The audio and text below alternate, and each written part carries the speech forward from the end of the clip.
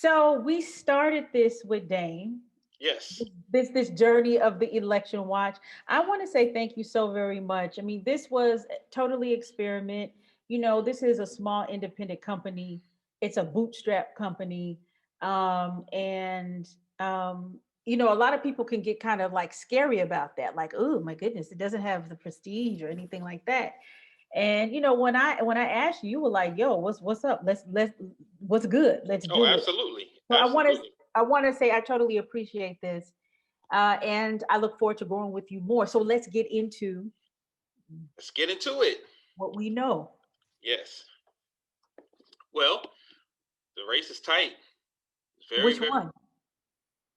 Biden and Trump, presidential race. Ooh, ooh, Presidential race is very tight. ooh, Biden had ooh, a couple of good flips. He flipped Arizona. That was good for him. And they ooh. telling everybody to keep an eye on Georgia Mm-hmm. because Biden still could flip Georgia. Okay. So Arizona and Georgia flip is good for Biden because it takes two states that Trump had last time. That takes two away from him. As it stands right now, according to the AP, Biden is ahead 213 to 118. But Ohio, I think, is coming in under Trump. Uh, Minnesota is actually going to come in under Biden, which is that's a big one. So Biden getting Okay. Minnesota, Arizona, and possibly Georgia. Keep an eye on those. Those are going to be big. It looks like Trump in-person voters helped him take over Florida and Texas. It don't look like Florida and Texas is going to go back to him. Right, right, right. But Cherie said that one of the guests, Cherie said that Trump was going to take Florida. It's going to be close, but she did say that yeah, Trump was going to edge it out. Hmm. yeah. And here in LA, Joe Collins is getting waxed right now, 73% by 73% to old Auntie Maxine. I guess she was Hmm. able to hold fast. I guess the surge they thought was coming didn't quite come for him yet. Well, I mean, let me tell you, if you put a piece of a decent candidate against Maxine Waters, she's going to have a serious run for her money because this guy was honestly, he was a joke. You know what I'm saying? Yeah. He was a total Republican plant Yep. that honestly, I think was just there to kind of rattle things and just expose Maxine Waters as opposed to necessarily win because there was like he didn't stand a chance.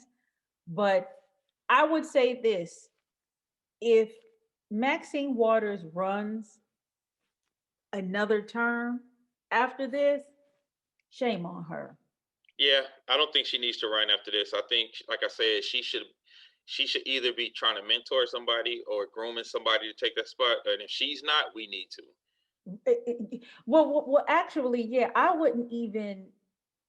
would not even feel comfortable in having her do it. Like I said, I think we talked about this The before. establishment But trying to get rid of those yes, establishment I mean, this is Democrats. just Yeah. status. This is just status. This is just status quo.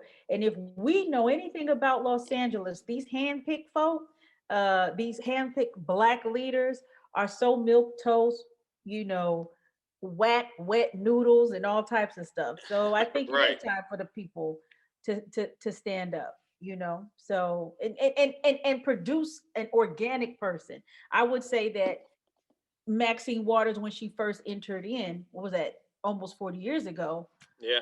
she probably was for the people. But now, I mean, she has a nice fabulous home in Hancock Park. Her husband was an ambassador. She has cussed everybody out. We're Right. good. Right. You've done Right. your thing. Right. So yeah. So that's where we are with those races. Okay. Uh a couple of the measures are coming in, but we haven't had anything definitive yet Hmm.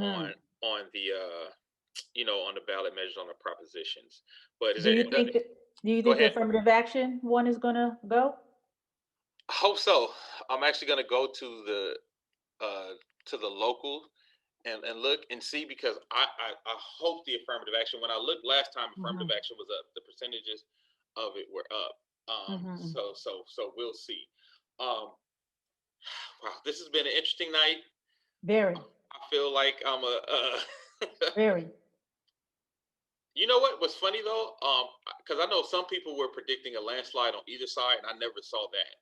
Yeah, I didn't see a landslide. Like some Dems were predicting landslide, and some Republicans were, and I was like, I don't know where y'all getting that. Yeah, no. Right? I don't know where you're getting that. And there's one race I'm keeping an eye on just because she's a personal friend, Anne Francis Lambert in Virginia. Uh, Okay. so I hope she wins. She did her first press ever with Uncouth Radio. She did like her opening salvo interview with us. Okay. And then she came back last week, Mm-hmm. to do a quick re-up. And like I Mm-hmm. said, I know she's in Virginia, but she's a real one. Mm-hmm. She's a real one. You know what I mean? Boots on the Send her to Arc Republic. I would love to talk to her. Absolutely, I will. I will. She's a real one. I think you would really dig her, dig what she's talking about. She's one of those kind of Democrats that we're talking about, who's Mm-hmm. not strictly, I guess what you want to say. She's a Democrat who's not establishment. She's not. Establishment. Yeah. Yeah, she's not an establishment Republican. She's Yep. cool. She's been running. She got name recognition because her dad ran back. When she was younger, her dad had the same seat, so she Mm-hmm. had that name recognition. So I'm keeping an eye on that race too. Yeah, that's very interesting. I know a legacy politician too as well who was in a lot of ways radically different than his mother, Uh huh. who ran. So it'll be really interesting to get some of those folk in, the room to talk about, because I know they grew up seeing you know, the great things that their parents did, but also the The things they wish mistakes. they could change. You know what I'm Right, saying? right, So, right. you know what I'm saying? That would be very interesting. To have those type of conversations. So, a couple of questions before we end. Once again, I thank you so very, very, much in doing this. What is well, have there been any reports of any dust ups at polling sites, any people shooting anybody, running off the road type No, we thing? haven't. It's been pretty quiet. We haven't had the you know how we always have this like the Mhm, Y2K, and you think mhm, everything is going to mhm, end Y2K, mhm, and I don't think we've had that. Okay, okay, all right. So this was, I was thinking about that. I said, is this another Y2K? Let's see. But okay, so that's really good. Safety is cool. Um, what do you think with how this election went? What is going to be the feeling of the country after this? If Um, there, so if there is a Biden win, because I mean, there still is a significant amount of people who voted for Trump, right? yeah, So, yeah, and they not going to, and that's what I've been trying to explain to people. Those Trumpers don't go away with Trump, yeah. right? Those kind of Trump Republicans, they don't go away with Trump. I think on the left there will be a feeling of some kind of hopefulness if Biden wins, and on the right, I think they will feel so. I think it's two different things happening in this race, right? And this race for us, we know the demographics are steadily changing in this country. One, if you look at that electoral map, the middle is red. It's red, red, red, red, red. None of those has changed. That's been staying the same. One thing I would suggest is for the Democrats to stop spending so much time on those states that have been red, that aren't turning red, and have it switched red, and start going after more places where you feel like you actually have a chance to flip states. You know what I Mm, mean? Like I feel like they spend a lot of time trying to get the moderate Republicans, and I mm-hmm, think that's a waste of space. I think in certain spaces you need to go after the more moderate Democrats and some more progressive Democrats in places to get some flips. Like for example, I think if you went harder, a little harder after the progressive Democrats, you might have been able to have a better chance at flipping Florida. Like mm-hmm, certain places like that, certain metropolitan cities. mm-hmm, I think they need to go after the progressives a little harder. And they still got to work on their messaging. Democrats still got to work on their messaging because Trump's messaging has clearly cut through. His messages got through to his people. They still believe, with all of the failures he has had as a president, they still believe in everything that he has to offer. And because, like, I mean, if you think about just some of his original campaign promises, the wall has not been built. The economy is not that great. The tax breaks did not help the poor people. Like the mm-hmm, biggest things he ran on didn't happen, but he has still got them convinced that he had a successful run. So Mhm. whatever the Democrats need to take from the page to figure out what the Republicans are doing and have their messaging continue to be so strong and so good, even in the Mhm. face of failure, they need to figure that out. And you know what? You make excellent points. I also would like to see what is going to be the racial breakdown in terms of who voted for whom. Yeah, Because going into this, they said that white women would be the ones to make or break the election. So I'm really interested to see exactly how that went. So I think maybe next week we'll do a debriefing, or yes, maybe at the end of the week. We'll see. I mean, we still don't know what will happen. You know what I'm saying? This might be yeah, the calm before the storm, or this might be, another Trump, what is it? Bark loud, but with a really tiny bite. yeah. And just want to say this just in: 2 million mail-in votes left to count in Pennsylvania, and this is how they break down. And this will be big because if this Oh taps out the wow. if this taps out, 66% Democrat, 23% Republican, 11% no party. So that's huge because if Yeah. those mail-in ballots turn out for Biden, he will flip Pennsylvania, and that will probably be the race right there. Oh So wow. it's some really close races to keep your eye on. And one thing I want people to pay attention to in this Okay. election is how they are counting the votes and how every vote actually does matter in the electoral.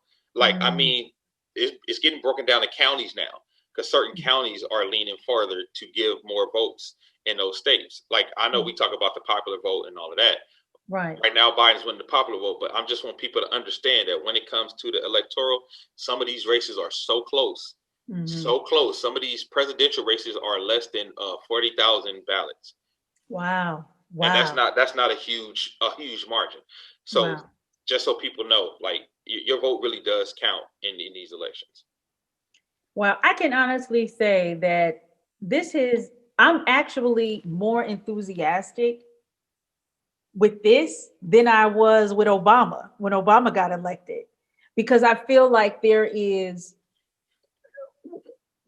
more of walking into this with like your eyes and your third eye open instead Absolutely, of just this blind vote. yeah, um absolutely. I agree 100%. right. I mean, like the first one was like, oh, it feels so good, but this one is that I'm understanding all the things. I really researched it.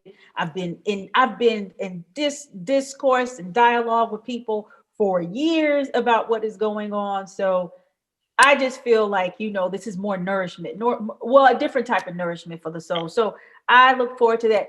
Thank you so very much. The final thoughts are yours, sir. Let me Okay, know when well, you're I want ready. to say a couple of ballot measures from Cali came in, so I Okay. want to hit y'all off with those real quick. The Okay. California proposition for medical research bonds, which will extend um, stem cell research. So far, it's winning with 31% reported. It's up 50%. Oh, The cool. proposition to change commercial property, 50-50 right now. Uh, Oh, that's the one you talked about, right? yeah, Right. Okay. Mhm. the proposition to end diversity ban, it's only 31 reporting, but it's 54% no right now. 54% no for affirmative action. That's interesting. I'm not surprised. I'm not Yeah, surprised. I really am not surprised because one, California is still a predominantly white state. yeah, If yeah, it's still a predominantly white state, and past initiatives that kind of hyper focused on diversity got swatted down. So and like I said, this is a small sample size. A lot of these are with 31% reporting. yeah, that's true. That's Um, true. That's my true. my final thoughts are, for me, I still have optimism. I feel like Joe is going to win this. I still feel Mhm. like Joe is going to win this. I feel like his path to victory is getting a little not easier, but starting to look a little more clear Mhm. Mhm. with states like Arizona flipping and him having a chance to flip Georgia, and Mhm. certain states coming in and this news we just got with Mhm. Pennsylvania. All of those things, and I also think a lot because so many absentee and mail-in ballots have not been counted. We know a big chunk of those were Democrats because Democrats didn't want to go on COVID. While Mhm. Trump has been preaching to his people to go out the day of voting. That's why he has such a surge today because he wanted people to actually go out and vote day up. So you still Mhm. have a lot of mail-in ballots to be accounted for, and we have to keep our eye on that because how they handle that will be key because we saw what happened when they handled ballots a couple of days later with Bush Gore in Florida. So it's a Yeah. lot of things to keep your eyes on. The House is going to stay. The House is going to stay Democratic. Okay. They actually added 14 seats tonight. Wow. And Excellent. the Senate, Excellent. the last I checked, the Senate was still even, and we needed to flip 4 seats in order to gain the advantage. But right now it's still even, so I think we still need to flip those 4 seats. Mm-hmm. I don't feel optimistic that we will flip those 4 seats now, but if we can keep a hold and at least keep it even right now, and come back and flip some of those seats that are coming up in the midterm, I think we'll be in good shape. Well, in order for those, if there is not a blue wave, which is all Dems, and it's just a blue tide, right, where it's a Dem president and a Dem House, then the president, the POTUS, must be about his business. Yes. You know what I mean? Now, if they do that whack Democratic soft spine stuff, it ain't gonna happen. I'm out of here. I'm telling you right now, if the Democrats win, hey, this is my announcement right here on Arc Republic. If the Democrats, because I'm already independent, but Right, if they me too. get in there and they do that soft reach across the aisle and don't do no gangster stuff, I'm out. I don't know if I can rock with y'all at all no more. Well, the thing is that so this is a good conversation that we're going to be having in the coming weeks, is that how do we hold now these elected officials accountable? Because truth be told, the Biden-Harris ticket was a weak ticket. You know, it wasn't, people were not, or at the very least, people not enthusiastic about they were not enthusiastic about the ticket. And a lot of this, it wasn't that Biden got up and said a speech and rallied people and people were invigorated. People just want to get Trump. You know what I'm saying? Right. So that energized a lot of people to do community work, to do the things that you were doing and everything like that. You know, Biden could have stayed in his basement for all we know, which he did most of this kind of bizarre weirdo election. So we have got to do this apply pressure, because we really haven't seen what he's made of, as you know what I mean? Yeah, absolutely. No. I think the thing is, like you said earlier, though, we're going into this eyes wide open this time. Right. It's not based on we're not voting on this based on a slogan of hopefulness. You know what I mean? Right. Like, we're literally going in here informed about this is what we don't like about Trump. This is what we do like about Biden. This is also what we don't like about Biden. This is what we don't like about Kamala. But these are the things that we want and we need as American people. If we continue to move in this realm, I think we will become a much more educated voter bloc, and I think we'll become much more powerful. Right. Because we will be dealing in information, more information and less emotion. Because so many Democrats are pull at your heartstrings, emotional voters. You know what I mean? Right. Now, and let me say this in the end. Now, we don't know what the full outcome is. We're here talking like two civilized people. We don't know, don't know what tomorrow will bring, or Thursday. So we're going to definitely have to, circle back and get your thoughts either at the end of the week or the top of next week. But please stay safe, and thank you so very much for being a part of Arc Republic's first election watch. Absolutely. This was a pleasure. Shout out to Arc Republic. I appreciate y'all for having me on. Let me flex my commentator skills with you guys. Yes, helping me grow. Helping me grow, making me actually go sit down and put together my notes and, you know what I'm saying, feel like a real reporter for once. Word. No, I'm telling you, you brought like a lot of information. It was really good starting and ending with you, because yours was very full and rich, and it complemented the other contributors, because they had very niche kind of what they were looking at. So I appreciate it. I appreciate you, and let's grow together. That's all we can do. Absolutely.